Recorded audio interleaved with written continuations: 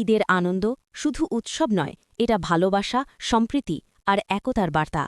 রাজস্থানের জয়পুরে ঈদ উল ফিতর উদযাপনে ফুটে উঠল এমনই এক অনন্য ছবি।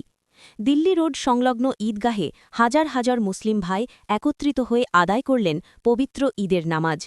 চারিদিকে শান্তি, ভ্রাতৃত্ব আর দোয়ার আবহ।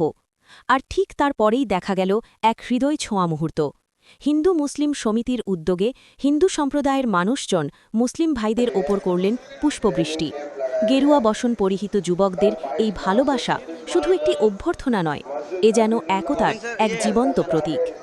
ধর্মের ভেদাভেদ ভুলে একে অপরকে আলিঙ্গন, শুভেচ্ছা বিনিময়, একটাই বার্তা, আমরা সবাই এক।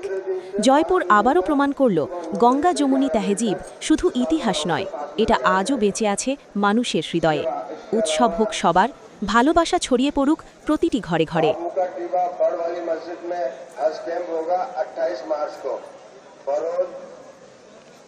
शनिवार सुबह 9 बजे से 1 बजे तक लगाया जाएगा।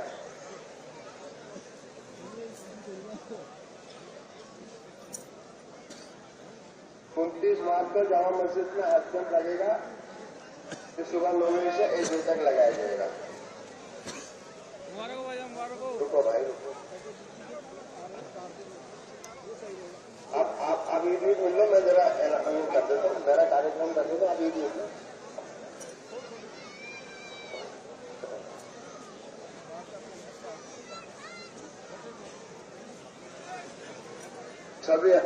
सभी हजरात को इस्लाम कारपेट और उसकी ईदगाह कमेटी की तरफ से बहुत बहुत